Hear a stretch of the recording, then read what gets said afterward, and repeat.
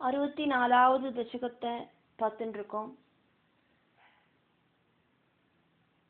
கோவர்தனோத்தாரணம், கோவர்தன உத்தாரணம் தொடங்கின சிரஷ்டமா இருக்கிற பகவானோடு திருவிளையாடல்களால கோபர்கள் எல்லாரும் பகவானை இந்த உலகத்துக்கே கடவுளாக்கும் பகவான் அப்படின்னு தெரிஞ்சுண்டு நந்தகோபர்கிட்ட பகவானோடு ஜாதகம் எப்படி இருக்கு அப்படிங்கிற விஷயத்த கேட்டா. இந்த அளவுக்கு நிறைய எபிலிட்டி எல்லாம் இருக்கிற இந்த குழந்தை சாதாரண குழந்தை இல்லை. இது பகவான் மாதிரியே இருக்கு, பகவான மாதிரியே எல்லா வேலைகளும் பண்றது. அதனால இந்த குழந்தையோட ஜாதகத்தோட நிலவரம் எப்படி இருக்கு, கிரக அமைப்பெல்லாம் எப்படி இருக்கு அப்படின்னு கேட்டா. விஸ்வே கோப லோகாக, எல்லா கோபர்களும் சைல உத்தரண ஆதி ரூபம், கோவர்தன பர்வதத்தை தூக்கி பிடிச்சுண்டு அதே மாதிரி பல பல திருவிளையாடல்கள் எல்லாம் செஞ்ச அந்த பகவானோட ரூபம். தவ உச்சைஹி பிரபாவம், பகவானோடு ரொம்ப அதிசயமான எல்லா பிரவர்த்திகளையும் ஆலோக்கியா பார்த்துட்டு துவாம் விஸ்வேஸ்வரம் அபிமத்யா, பகவான இந்த பிரபஞ்சத்தை கண்ட்ரோல் செய்யற பகவான் தான் அப்படின்னு தெரிஞ்சுண்டு இந்த ஸ்ரீகிருஷ்ணன் அப்படிங்கிற குழந்தை பகவான் தான் அப்படிங்கிறத தெரிஞ்சுண்டு நந்தகோபர்கிட்ட பவத் ஜாதகம் அன்வபிருச்சன், பகவான் ஸ்ரீகிருஷ்ணனோட ஜாதகத்துல இருக்கிற கிரகங்களோட பொசிஷன் எப்படியெல்லாம் ஆக்கம் இருக்கு அப்படின்னு மறுபடியும் கேட்டா. அன்வபிருச்சன் கேட்டுண்டே இருந்தா இந்த குழந்தை ஃபியூச்சர்ல ஆராயிட்டு வருவர் அப்படின்னு எல்லாம் எங்களுக்கு தெரிஞ்சுக்கிறதுக்கு ஆசை இருக்கு, அதனால அதெல்லாம் சொல்லுங்கோ அப்படின்னு கேட்டான். 2வது ஸ்லோகம். கர்கமாமுனி பகவானுக்கும் பகவானோடு அண்ணாவான பலராம சுவாமிக்கும் நாமகரணம் செஞ்சோன அந்த டைம்ல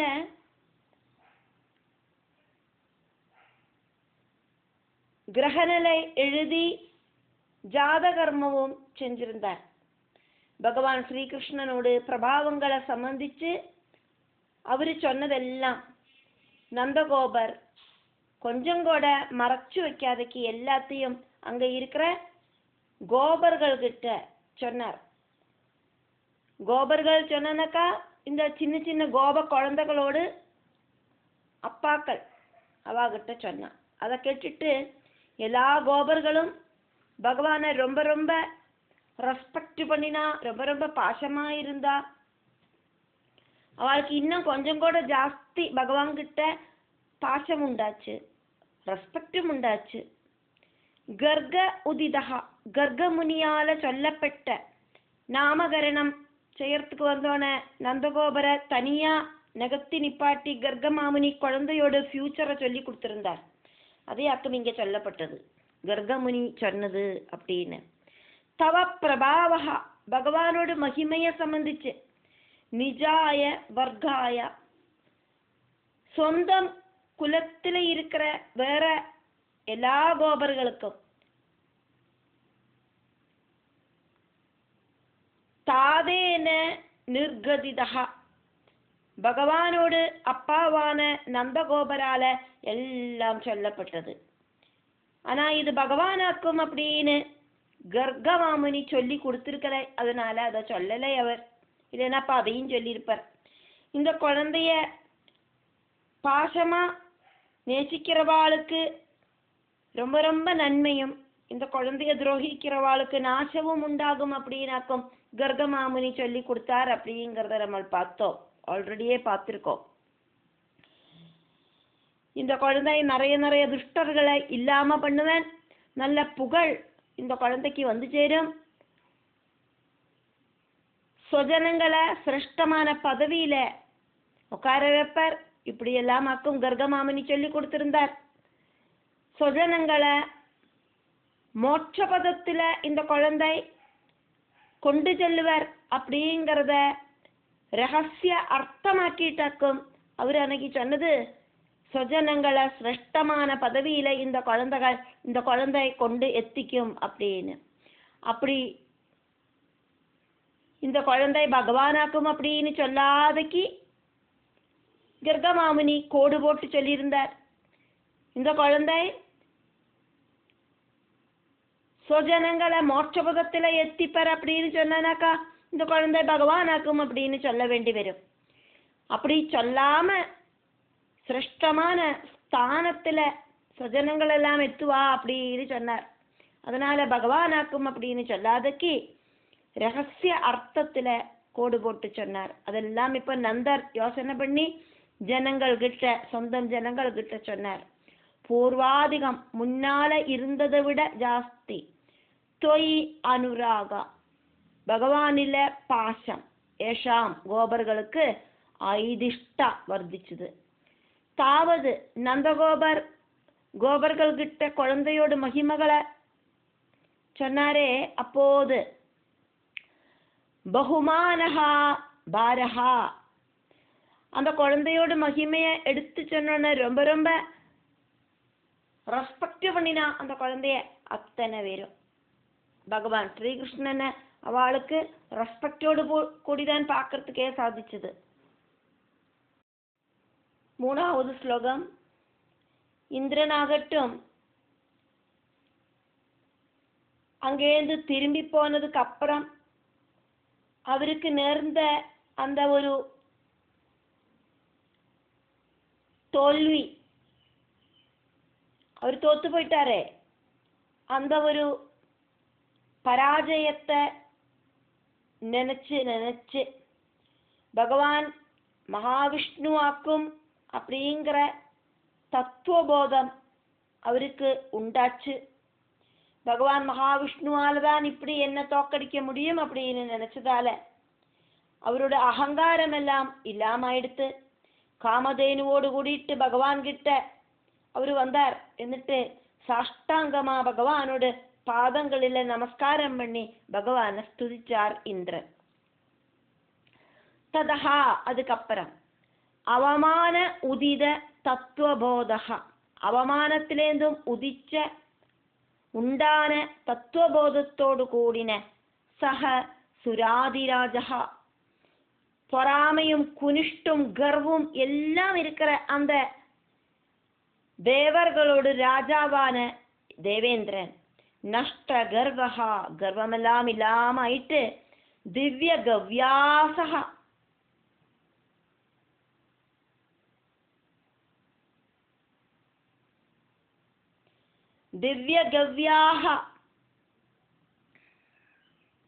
திவ்ய கவ்யா சஹ சிரேஷ்ட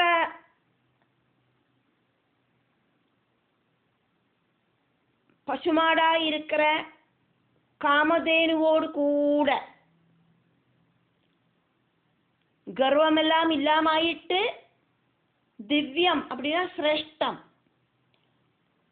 கவ்யா சஹா காமதேனு அப்படிங்கிற பசுமாடுவோடு கூட உபேத்தியா பகவானை பார்க்கறதுக்காயிட்டு வந்துட்டு மணி மௌலினா இந்திரனோடு சிரசில கிரீடம் இருக்கே அந்த கிரீடம்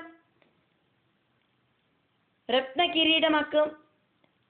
அதனாலேயே அந்த ரத்ன கிரீடம் போட்டுருக்கிற தன்னோடு சிரசால இந்திரனோடு சிரசால தே பகவானோடு பாதாப்ஜம் தாமரப்பூ மாதிரி இருக்கிற பாதங்களில ஸ்பிருஷ்டுவா ஸ்பர்ஷிச்சுட்டு அப்படின்னாக்கா சிரச பகவத் பாதத்துல சமர்ப்பணம் பண்ணி நமஸ்காரம் பண்ணிட்டு சிரச பகவானோட பாதத்துல ஸ்பர்ஷிக்கணுமானா குனிஞ்சு நமஸ்காரம் பண்ணணும். அப்படி செஞ்சுட்டு துஷ்டாவா பகவானை ஸ்துதிச்சார்.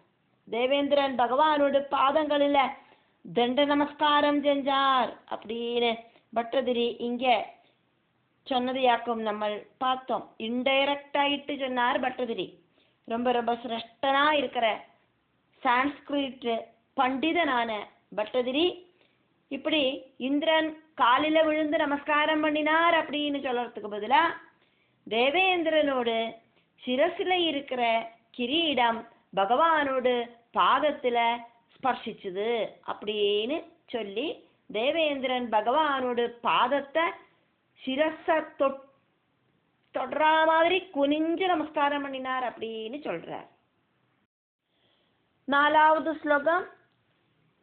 காமதேனுவையும் கூட்டிண்டாக்குமே தேவேந்திரன் வந்து பகவானோட பாதத்துல விழுந்து தலையில இருக்கிற ரத்ன கிரீடம் பகவானோட பாதத்துல ஸ்பர்சிச்சுண்டே நமஸ்காரம் பண்ணினார்.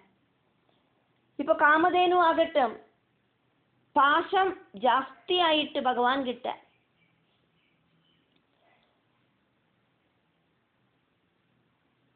டாப் மோஸ்ட் பாசத்தால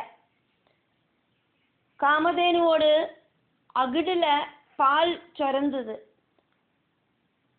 மாடுகளை பரிபாலனம் பண்ற பகவான அந்த பாலால காமதேனு அபிஷேகம் பண்ணிட்டு, அப்போ பகவானுக்கு கோவிந்தன் அப்படிங்கிற பேரு உண்டாச்சு.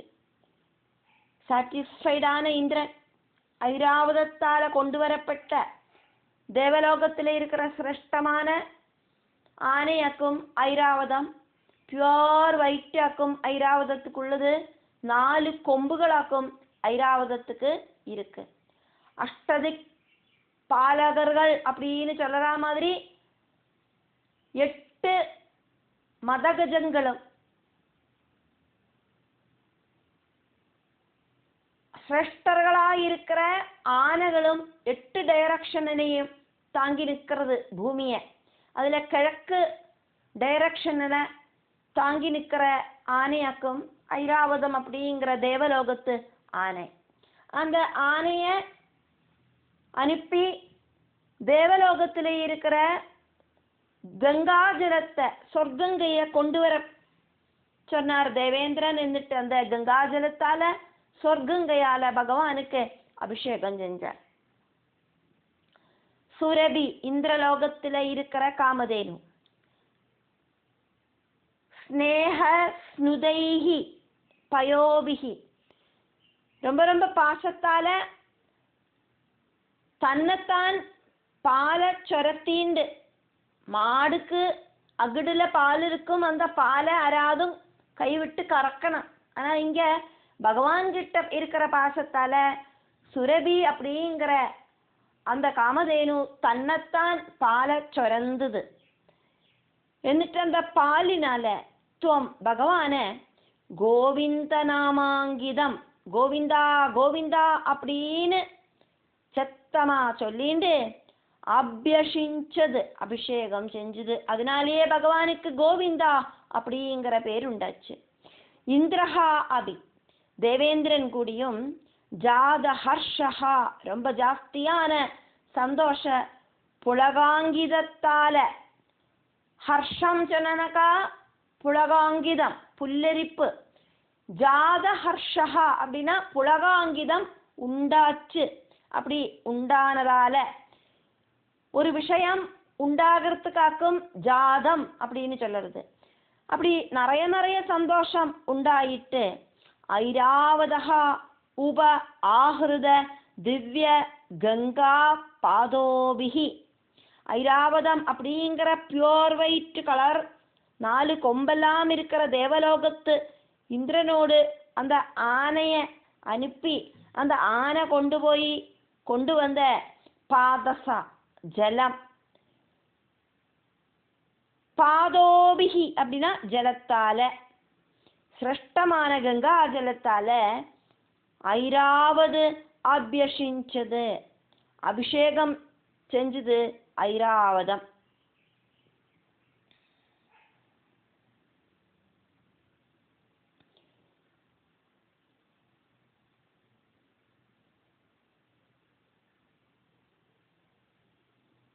காமதேனு பாலாலயம் ஐராவதம் கங்கா ஜலத்தாலயம் பகவான அபிஷேகம் செஞ்சது அப்படிங்கிறதையாக்கும் நம்ம இந்த ஸ்லோகத்துல பார்த்தோம். 5வது ஸ்லோகம். மூணு லோகங்களுக்கும் நாதனான பகவான். இப்படி கோகுலத்துல பகவானாயிட்டே அபிஷேகம் செய்யப்பட்டோன அந்த கோகுலம் பகவானோடு அந்த மகிமையால பிரபாவத்தால சொர்க்கத்துல வைகுண்டத்துல கூடியும் இல்லாத ஐஸ்வர்ய சமிருத்தியோடு கூடிட்டு ஜொலிச்சுது. சொர்க்கத்துல வைகுண்டத்துல எல்லாம் ரொம்ப ரொம்ப ஐஸ்வர்யமாக்குமே உள்ளது. அங்க கூட இல்லாத ஐஸ்வர்யத்தோடு கூடிட்டு ஜொலிச்சுது அந்த கோகுலம். ஜகத் திரயேஷே தொய், மூணு லோகங்கள் இன்க்ளூடா இருக்கிற பிரபஞ்சத்துக்கே நாதனா இருக்கிற பூமி, பூமிக்கு மேல 6 பரலோகம், பூமிக்கு கீழே 7 பாதாள லோகம், இதெல்லாம் சேர்ந்ததாக்குமே பிரபஞ்சம். மூணு லோகங்களோடெல்லாம் நாதனான பகவான் கோகுல ஈஷே அம்பாடியோடு நாதனாயிட்டு ததா அப்படி அபிஷிக்தே சதி காமதேனுவாலயம் ஐராவதத்தாலயம் அபிஷேகம் செய்யப்பட்ட அந்த டைமில கோபவாடஹா அம்பாடி பவதஹா பிரபாவாது பகவானோடு அந்த ஒரு தேஜஸால பிரபாவத்தால மகிமையால நாகே அபி സ്വർഗത്തിലെ കൂടിയും വൈകുണ്ഠ പദേ അഭി വൈകുണ്ഠ ലോകത്തിലെ കൂടിയും അലഭ്യാം കടക്കാത്ത ശ്രിയം ഐശ്വര്യത്തെ പ്രഭേദെ പ്രാപിച്ചത്. സ്വർഗത്തെ വിட வைகுண்டத்தை விட அம்பாடியில ஐஸ்வர்யம் உண்டாய் வந்தது. 6வது ஸ்லோகம். அந்த டைம்ல ஒரு நாளைக்கு காலையில அந்த சூரிய உதய டைமுக்கு முன்னால ரொம்ப ரொம்ப நேரமா இருக்கிற அந்த காலை டைம்ல இருட்டு பரபரான்னு இருக்கிற அந்த டைம்ல யமுனா நதியில இறங்கி குளிச்சுட்டு இருந்த பகவானோடு அப்பாவ நந்தகோபர வருண பகவானோடு தூதன் சமுத்திரதேவனாக்கும் வருணன் அந்த சமுத்திரதேவனோடு தூதன் திருடிண்டு போனதால அவரை மீட்டு கொண்டு வரத்துக்காயிட்டு மாயக்கண்ணனா இருக்கிற பகவான் ஸ்ரீகிருஷ்ணன் வருணபுரத்துக்கு யாத்திரையானார். மனுஷனா பிறந்து பல பல மாயாஜால பிரவൃத்திகளும் செய்யற பகவான் ஸ்ரீகிருஷ்ணன் வருணபுரத்துக்கு கொண்டு போனார். வருணபுரத்துக்கு போனார் அப்பாவை மீட்டு கொண்டு வரத்துக்காயிட்டு. நந்தகோபர் ஏகாதசி விரதமெல்லாம் செஞ்சுட்டு அடுத்த நாள் துவாதசி திதி முடியறதுக்கு முன்னால குளிச்சு பாரண வீட்டணும். அதுக்காயிட்டு நன்னா வெளிச்சம் வராத்த அந்த அதிகாலை நேரத்துல சூரிய உதயத்துக்கு முன்னாலேயே போய் குளிக்கிறதுக்காயிட்டு யமுனா நதிக்கு போனார். குளிச்சு வந்து பாரண வீட்டணும் துவாதசி திதி முடியறதுக்குள்ள. அதுக்காக இவ்வளவு சீக்கிரமா குளிக்க போனது. சில நாளைக்கெல்லாம் பார்த்தோன்னா காலையில 6:30 மணியெல்லாம் 6 மணியெல்லாம் வரைக்கும் தான் 6:30 7 மணி வரைக்கும் எல்லாம் தான் சூரியன் அந்த டைம்ல உதிக்கிற அந்த பரபரான்னு உதிச்சு வர அந்த டைம் வரைக்கும் தான் துவாதசி அப்படிங்கிற திதி இருக்கும்.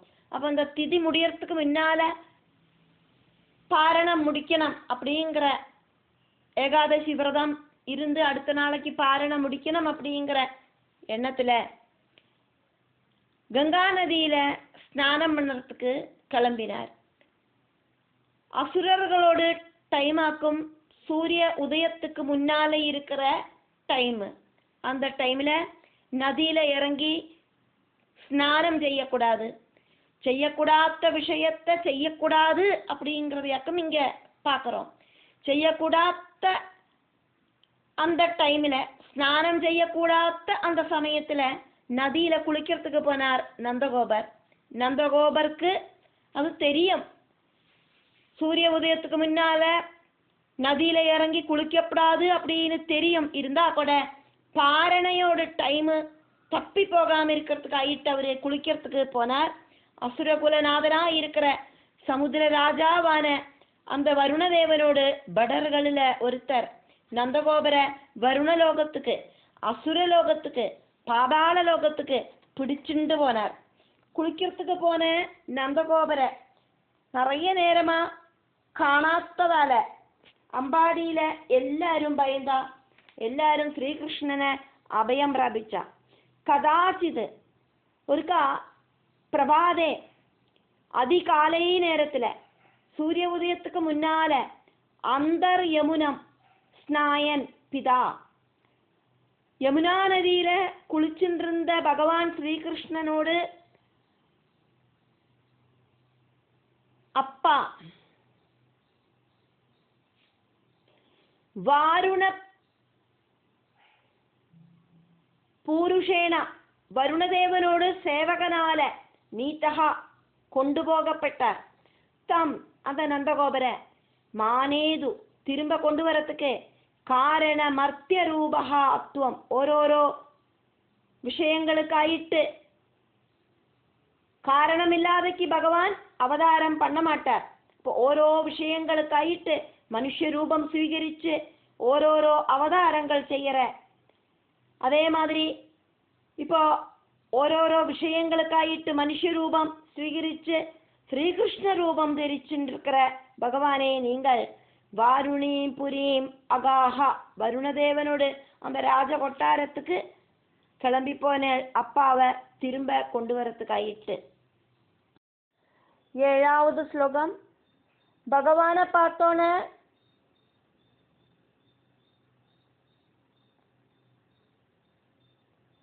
திருடுப்புன்னு எந்திருந்து நின்னார் வருணதேவர் பரிபிரமத்தோடு கூடிட்டு. எதிர்பாராத விதம் பகவான் ஸ்ரீகிருஷ்ணனை முன்னால பார்த்தோன்னே கையும் மோடலை காலும் மோடலைங்கிற அவஸ்தையில குடுகுடூன்னு எந்திரிச்சு நின்னார் வருணதேவன். ரெஸ்பெக்டோடு கூடிட்டு பகவானை பூஜிச்சார். அதுக்கப்புறமா அந்த வருணதேவன் கிட்டேந்து அப்பாவை மீட்டுண்டு பகவான் அதிசீக்கிரமா அம்பாடிக்கு வந்து சேர்ந்தார். அதுக்கப்புறம் நந்தகோபன் என்னெல்லாமாக்கும் நடந்தது அப்படிங்கிற விஷயத்த பந்து ஜனங்கள்கிட்ட சொன்னார். தேனா அந்த ஜல அதிபேன அசுரகுல அதிபன் சமுத்திர ராஜாவான அந்த வருணனால சசம்பிரமம் பரிபிரமத்தோடு கூடிட்டு பிரபூஜிதா ரொம்ப நன்னாயிட்டு பூஜை பண்ணப்பட்ட துவம் பகவானே, நீங்கள் வருணதேவன் ரொம்ப ரொம்ப ரெஸ்பெக்ட் பண்ணினார், பகவானை பூஜிச்சார். அப்படி இருக்கிற நீங்கள் தாதம் பிரதிகிருஹியா அப்பாவான நந்தகோபரையும் திரும்ப கூட்டிண்டு தது க்ஷணம் இம்மீடியட் ஆயிட்டு உடனடியாயிட்டு ஆத்மகேகம் இப்போ இருக்கிற சொந்தம் கிரகமா இருக்கிற ஸ்ரீகிருஷ்ண சரீரம் எடுத்த பகவான் நாராயணன் அம்சாவதாரம் எடுத்து வாழற இப்ப இருக்கிற சொந்தம் கிரகமான அம்பாடிக்கு உபாகதா திரும்ப வந்து சேர்ந்தார். தது அந்த வருணதேவனோடு கொட்டாரத்துல போயிட்டு அப்பாவை திரும்ப கொண்டு வந்த சரிதம் அந்த கதையெல்லாம் பிதா அப்பா நந்தகோபர் நிஜேபியா சொந்தம் ஜனங்கள் கிட்ட அவதது சொன்னார், வர்ணிச்சு சொன்னார். இப்படி என்ன வருணதேவனோடு சேவகன் பிடிச்சுண்டு போனார். என்ன பண்றதுன்னு தெரியாம இருந்த சமயத்துல இந்த ஸ்ரீகிருஷ்ணன் வந்து என்ன காப்பாத்திட்டார் அப்படின்னு சொன்னார். 8வது ஸ்லோகம். பகவான விஷ்ணுவாக்கும் அப்படின்னு நிச்சயிச்சு பகவானோட பதத்தை, அதானது பிரம்மபதத்தை பார்க்கறதுல ரொம்ப ரொம்ப தாற்பயத்தோடு கூடி இருக்கிற பக்த உத்தமர்களா இருக்கிற இந்த கோபர்களை பார்த்துட்டு, பகவானே குருவாயிரப்பா, நீங்கள் என்ன பண்ணின, ஆருக்குமே பிராபிக்கிறதுக்கு பிரயாசமாயிருக்கிற அந்த சிரேஷ்டமான பதத்தை இந்த கோபர்களுக்கெல்லாம் பகவான் காட்டி கொடுத்தேனே. விஷ்ணு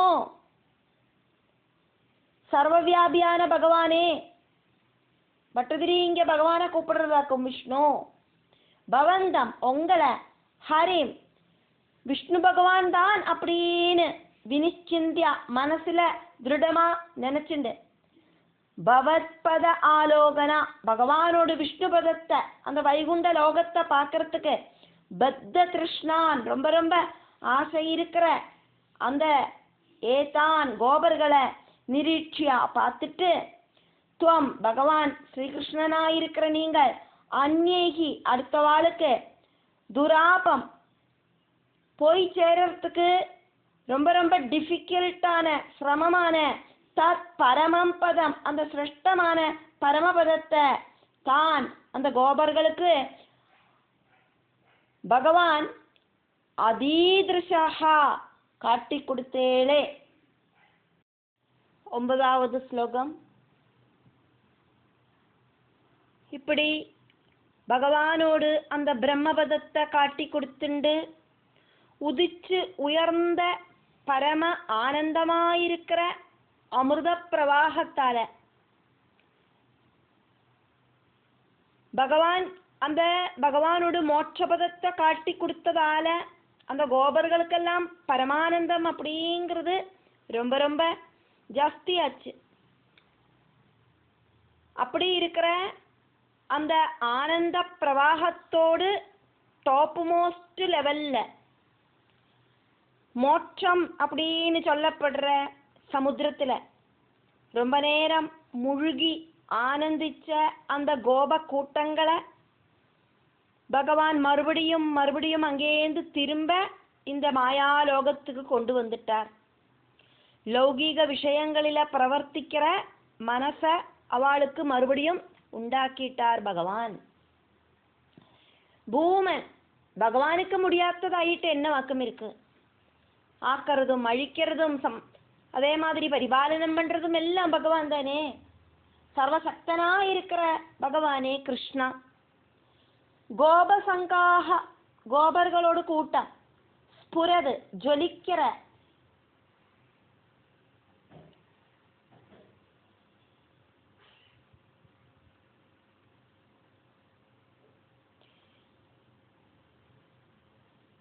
பரானந்த ரசப்பிரவாக பரமமான டாப் மோஸ்ட் ஆனந்த ரசத்தோடு பிரவாகத்தால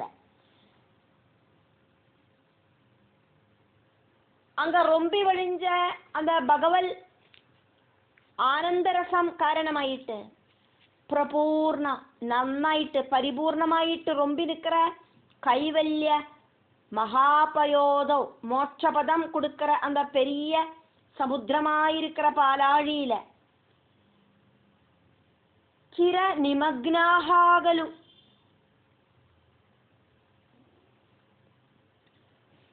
ரொம்ப நேரம் முழுகி நின்னா அவ ஆனந்தத்துல முழுகடிச்சார் பகவான் அவளை. புனகா அதுக்கப்புறமா தே அந்த கோபர்கள் துவயா ஏவ பகவானாலேயே உத்ருதாக அந்த ஆனந்த லஹரியில முங்கித்தாழ்ந்த அவளை பகவானாலேயே எழுப்பி விடப்பட்டது. அவ எந்திருந்தா வெளியில பகவான் அவளை மீட்டு கொண்டு வந்துட்டார். இந்த பிரகிருதி விஷயங்களில் அதுல பிரகிருதி விஷயங்களில பகவான் அவளுடைய ஸ்ரத்தைய கொண்டு வந்துட்டார். எத்தனை பாக்கியசாலிகளாக்கும் இந்த கோபர்கள். அவளுக்கு மோட்சபதத்தை கூடியும் காணறதுக்கு சாதிச்சுதே. பகவானோட மாயாஜால பிரவൃத்தி காரணமாயிட்டு அவளை மறுபடியும் பகவான் இந்த பிரபஞ்சத்துக்கே திரும்ப கொண்டு வந்துட்டார். அதுக்கப்புறமா அவருக்கு அவளுக்கெல்லாம் அம்பாடியை பார்க்க முடிஞ்சது, எல்லார்ட்டையும் பேச முடிஞ்சது. இத்தனை நேரம் அவ எல்லாரும் அந்த கைவல்ய பதத்துல ஸ்டாச்சு மாதிரி அப்படி அமிர்தலஹரியில ஆனந்தத்தோடு கூட்டிட்டு நின்றுட்டு இருக்கவாக்கும் செஞ்சா. அவளோடு அந்த நிலைமையிலேருந்து அவளை பகவான் மீட்டு கொண்டு வரவும் செஞ்சார். 10வது ஸ்லோகம். பகவானே குருவாயிரப்பா, ஒருத்தருக்கும் பிராபிக்கிறதுக்கு ஈஸி இல்லாத அந்த மோட்சபதத்தை. கபடமில்லாத பக்தியோடு கூடின அந்த பக்த ஜனங்களாயிருக்கிற கோபர்களுக்கு பகவான் காட்டி கொடுத்தார்.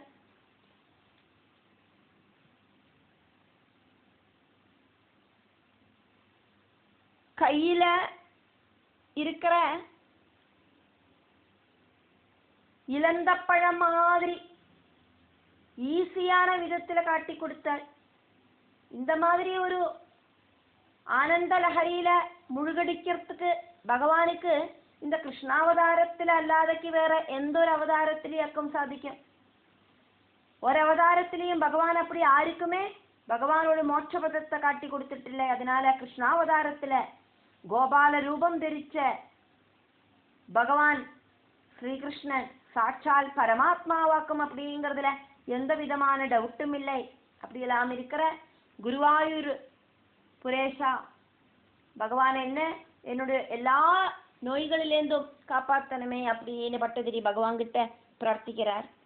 தேவா பகவானே கிருஷ்ணா குருவாயூரப்பா, அனவாப்பியம் நிஜபதம், ஒருத்தருக்கும் எத்திச்சேரத்துக்கு சாதிக்காத விஷ்ணு லோகம் பகவான் நாராயணனோடு സ്വധാമமான அந்த வைகுண்டபதம் குத்ரா ஏது அவதாரத்திலேயாக்கும் ஏவம் இதே மாதிரி கரபதரவம் உள்ளங்கையில இருக்கிற நெல்லிக்கா மாதிரி, அப்படி இல்லைனா இளந்த பழம் மாதிரி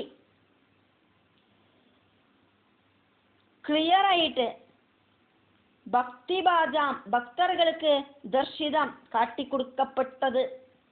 ஸ்ரீகிருஷ்ண அவதாரத்திலேயாக்குமே கோபர்களுக்கு இந்த சௌபாகியமான வைகுண்ட தர்சனத்தை பகவான் காட்டி கொடுத்தார். தது அதனால இஹா இங்க பசுபரூபி கோப பால ரூபத்துல இருக்கிற ஸ்ரீகிருஷ்ண ரூபத்துல இருக்கிற துவம் பகவானே நீங்கள், துவம் ஹி நீங்களேதான் சாட்சால் பராத்மா பிரத்யட்ச ரூபியாயிருக்கிற பரமாத்மா பரபிரம்மம். பவனபுர நிவாசின் குருவாயூரில் வசிக்கிற தேவா மாம் என்ன ஆமயேபியா மனசாலையும் சரீரத்தாலையும் இருக்கிற சர்வ நோய்களிலேருந்தும் பாஹி காப்பாத்தனமே அப்படின்னு பட்டதிரி பகவான் கிட்ட இந்த 64வது தசகம் வழியா பிரார்த்தனை பண்றார்.